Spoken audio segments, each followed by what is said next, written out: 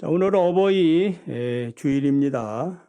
낳으시고 키워주신 부모님의 은혜를 생각하며 감사하는 시간이 되었으면 합니다. 어떤 시인은 하나님께서 사람의 손가락을 왜 10개로 만들었는가에 대해서 이렇게 얘기했습니다. 네 엄마가 너를 뱃속에 넣고 10달 동안 보호해 주었다는 것을 기억하라. 너는 손가락 10개를 보면서 내가 이 세상에 저절로 태어난 것이 아니라 엄마가 10달 동안 너를 보호하기 위해서 얼마나 애를 썼는가를 생각하고, 그래서 좋은 생각하려고 하고 그렇게 살아라. 또 손가락 발가락을 합해 20개의 이유는 무엇인가? 그것은 네가 사람의 구실을 하려면 적어도 20년이 걸리고, 그때까지 부모의 은혜와 하나님의 은혜를 잊지 말라. 너는 너 혼자서 큰 것이 아니다.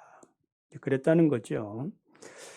지금까지 이렇게 우리가 살고 있는 것은 부모님의 사랑과 은혜인 줄 믿습니다. 부인하는 사람은 없지요. 그러므로 부모님께 보답하는 마음으로 늘 감사의 마음을 가지고 살아야 됩니다. 잠언 23장 25절을 보면 내 부모를 즐겁게 하며 내 낳은 어미를 기쁘게 하라. 뭐 참된 효도, 좋은 효도란 다른 것이 아니라 뭐 대단한 업적을 남기는 것이 아니라 부모를 기쁘게 해드리는 일입니다. 부모가 기뻐하는 일을 하는 거예요. 예배드리는 일이 기뻐함이 예배드리는 거고, 부모님이 어디를 가자 하면 가는 것이 기쁘게 해드리려면 같이 가는 겁니다. 본문은 예수님께서 바리새인과 서기관들의 외식에 대해서 책망하고 있는 말씀이죠. 9절을 보면은 너희가 너희 전통을 지키려고 하나님의 계명을 잘 저버리는도다. 13절을 보면 너희가 전한 전통으로 하나님의 말씀을 폐하여 또 이 같은 일을 많이 행한다라고 지적하고 있습니다. 3절, 4절을 보면 바리새인과 서기관들의 전통을 이제 두 가지 설명하고 있죠. 하나는 음식을 먹을 때 반드시 손을 씻어야 한다. 그리고 또 하나는 시장에서 이것저것 구경하다가, 그러니까 사람 많은 곳에 있다가 집으로 돌아오면 물을 뿌리고, 물을 뿌리지 않고서는 음식을 먹어서는 안 된다. 그러니까 위생상으로는 좋은 거죠. 또 그렇게 하지요. 우리 어렸을 때. 지금도 마찬가지죠. 밖에 나갔다 들어오면 손 씻으라고 하지요. 눈 씻으라 하고, 먼지를 털라고 얘기합니다. 이런 규정 나쁜 거 아니죠. 그런데 문제는 이런 그 생활 공고가 생활로 머물러야 되는데 이 조항이 경건을 측정하는 절대 조건으로 변했다라는 데 있어요. 그러니까 밖에서 들어와서 손 씻지 않고 음식 먹으면은 불경건한 일로 생각했다 이 말.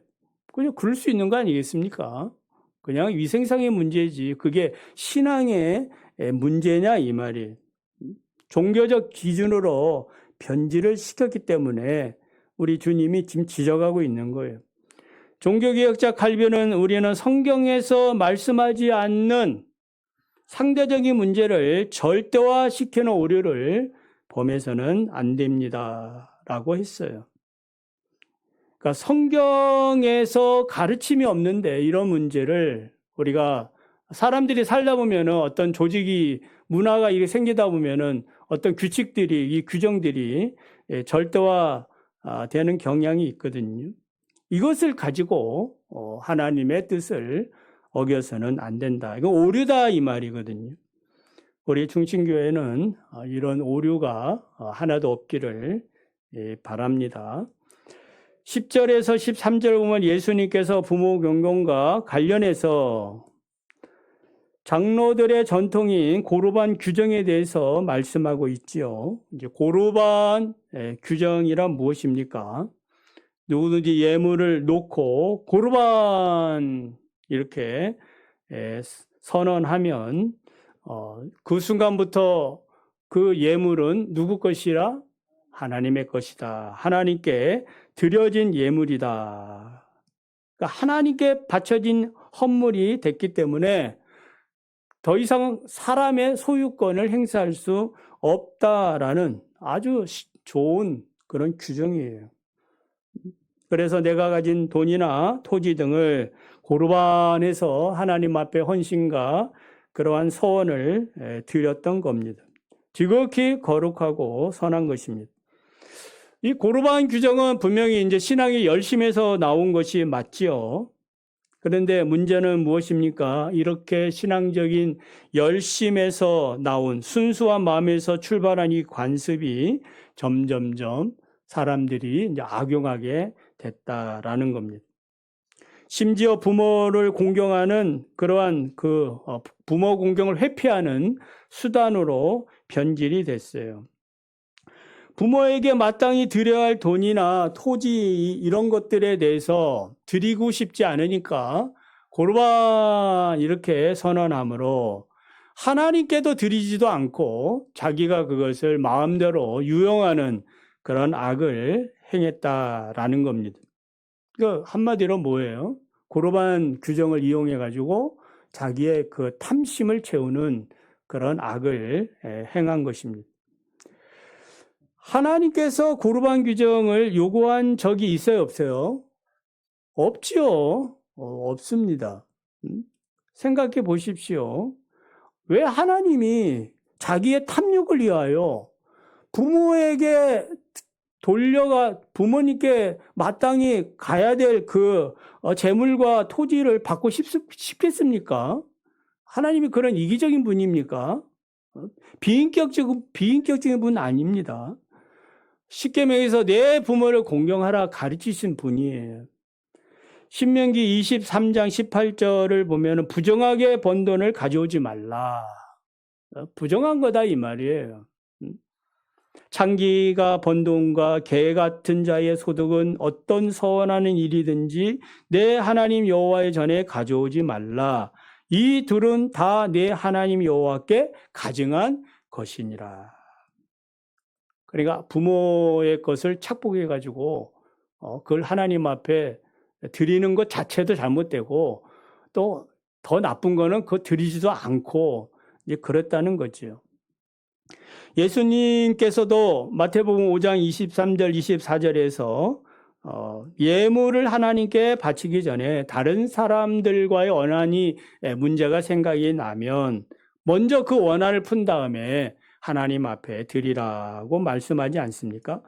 예물을 제단에 드리려다가 거기서 내 형제에게 원망 들을 만한 일이 생각나거든 예물을 제단 앞에 두고 먼저 가서 화목하고 그 후에 와서 예물을 드려라. 믿으시면 아멘. 왜 이런 말씀을 하셨어요? 부모의 마음의 못을 받고 가져온 예물이라면은 하나님이 그걸 기쁘게 받으시겠느냐. 상식적으로 생각해 봐도 말이 안 맞는 거죠. 그래서 모세 율법에는 부모를 공경하지 않는 자에 대해서 죽이라. 부모를 저주하고 모욕하는 자에 대해서 죽이라. 이렇게 말씀하고 있어요. 신명기 27장 16절을 보면은 그의 부모를 경휼히 여기는 자는 저주를 받을 것이라 할 것이요. 모든 백성은 아멘이라. 이렇게 맹세까지 했거든요. 부모 공경하겠습니다. 부모에게 잘하겠습니다. 만행의 근본이 이제 부모 효도인데 당연한 것을 지금 아멘 하는 겁니다. 그러니까 왜 하나님이 이렇게 하시는 거예요? 안 하니까. 안 하니까 서원, 맹세, 아멘 하면서까지 하나님이 지금 말씀하고 있어요. 바울은 에베소서 6장 2절 3절에서 내 아버지나 어머니를 공경하라. 이것은 약속 있는 첫 계명이니 이로써 내가 잘되고 땅에서 장수하리라. 여러분 부모를 공경하는 일은 마치 옷을 입을 때에 첫 단추를 끼는 것과 같아요. 첫 단추 잘못 끼면은 어떻게 되겠어요? 옷 망가지죠. 멋을 잃어버립니다. 하나님께서 우리에게 10계명을 주셨어요. 1계명부터 4계명은 이제 하나님 예배하고 경배하고 그 이름에 대한 그 시간, 예배 시간 이런 것에 대해서 말씀을 해 주셨습니다. 5계명부터 10번째 계명은 사람에 대한 계명이에요. 그 사람에 대한 계명의 첫 번째가 무엇이에요? 내 부모를 공경하라.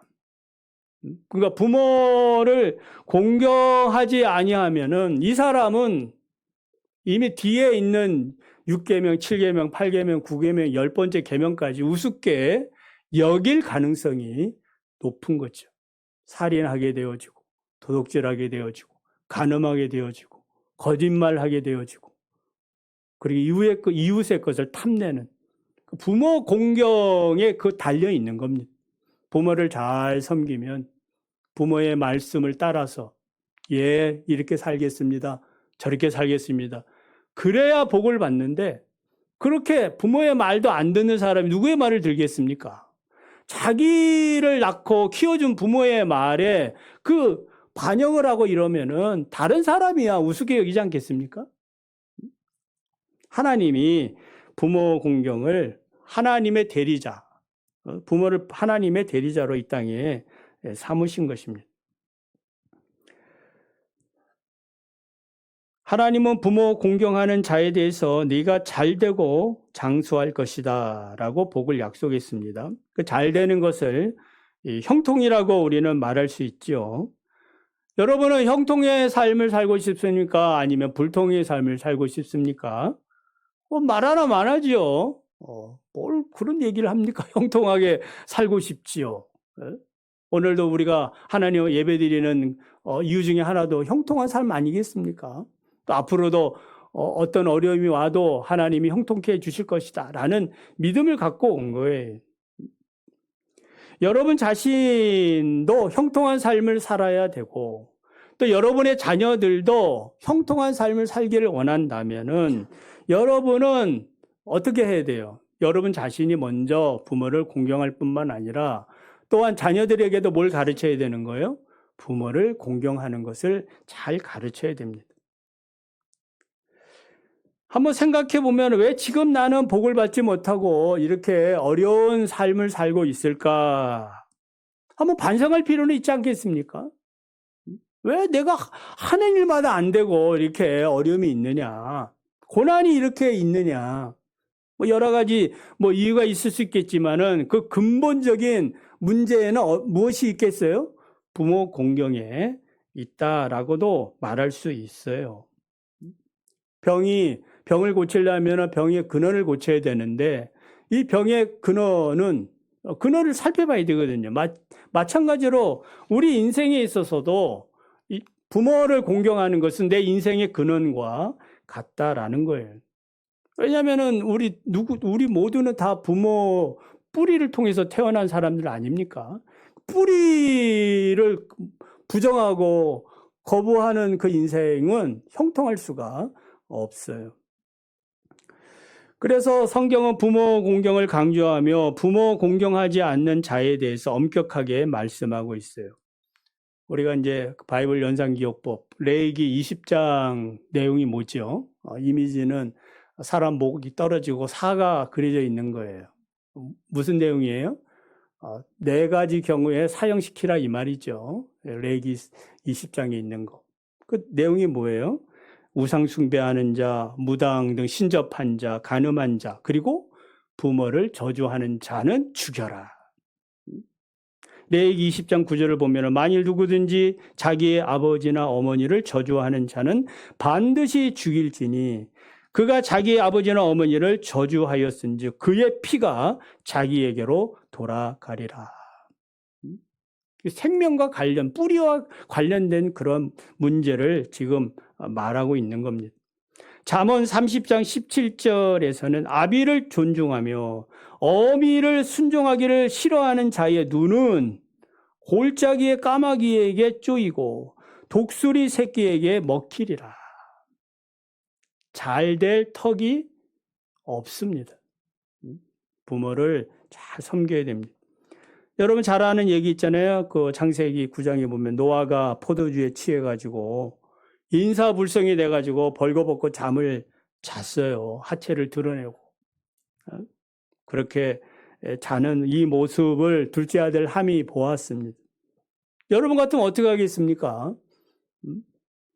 부끄러워서 아버지의 하체를 봤거든. 못 본 채 하고 얼른 뒤돌아서 가지고 덮어줄만 한데 이 아들은 뭐 하는 거예요? 다른 형제들한테 가서 이거를 고자질을 한 거예요. 아버지의 허물을 뭐 한 거예요? 막 얘기하는 거예요. 봐, 형, 동생 봐라. 아버지가 지금 저렇게 하고 있다. 아버지의 실수를 보면서 그거를 덮어주지 못했다 이 말이에요. 다른 두 명의 아들은 아버지의 수치를 가리지요. 노아가 일어나 이 사실을 알고 야벳과 셈에게는 축복을 했지만 함 둘째 아들 아버지의 그 실수를 그냥 까발린 이 함에 대해서는 뭐예요? 저주를 합니다. 어떤 사람들은 실수는 아버지가 해놓고 왜 자식들이 저주를 받느냐, 그 후손들이 저주를 받느냐라고 할지 모르지만은 이런 생각 자체도 위험한 거예요. 하나님의 말씀을 오해한 그런 결과다 이 말. 하나님께서 내 부모를 공경하라 라고 할 때는 여기에 내 부모예요. 내 부모는 몇 분 됩니까?